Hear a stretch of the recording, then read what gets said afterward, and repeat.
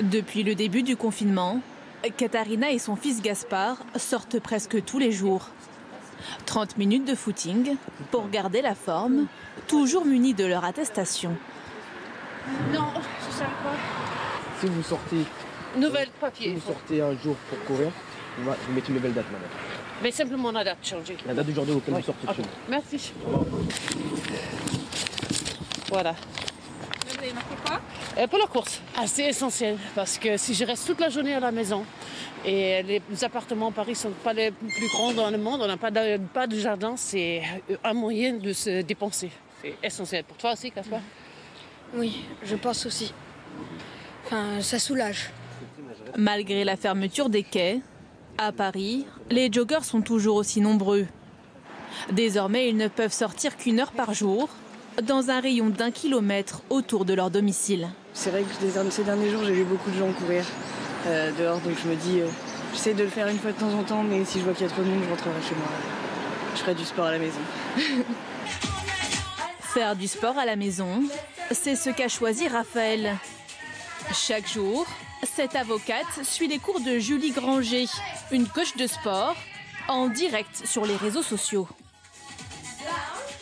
Je pense que les gens sont confinés souvent, par exemple à Paris ou dans les grandes villes, peut-être dans des petits espaces, et qu'il faut arriver à trouver un moyen de les faire bouger sans espace. Donc c'est un cours où on limite un peu, évidemment les déplacements. Par contre, c'est assez cardio, ça fait transpirer. Je pense que ça aide vraiment les gens quand même à entretenir une routine sportive presque, on va dire, normale.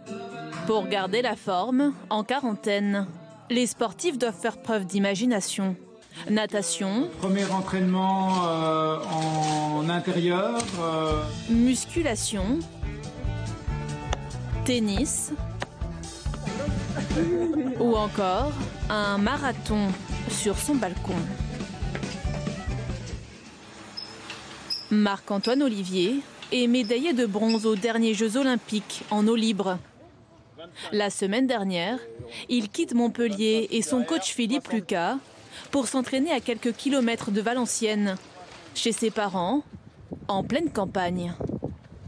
Avec l'une de ses coéquipières, il a dû adapter son entraînement de haut niveau. Ses voisins lui prêtent leur piscine de 9 mètres de long. Et pour lui aussi, c'est le système D. Donc ça, c'est d'habitude une ceinture de musculation, là, va servir à me tenir au niveau de la taille. Océane va en mettre une de son côté, et puis vous allez devoir nager chacun de notre côté, nager en statique. Qualifié pour les Jeux Olympiques de Tokyo, le report de la compétition à 2021 est un soulagement. Ouais, c'était compliqué de s'entraîner, et surtout pour des disciplines comme les nôtres où on a besoin vraiment d'être au contact de l'eau. C'était compliqué. 15 jours, on peut entretenir le corps, mais si ça se prolongeait, ça aurait été vraiment difficile de récupérer tout le travail qui était effectué depuis septembre 2019. Donc, un peu quand même soulagé que le CIO ait pris une décision comme celle-ci. Aucune date n'a pour le moment été fixée. Marc-Antoine Olivier va lui se reposer avant de reprendre l'entraînement intensif dès la fin du confinement.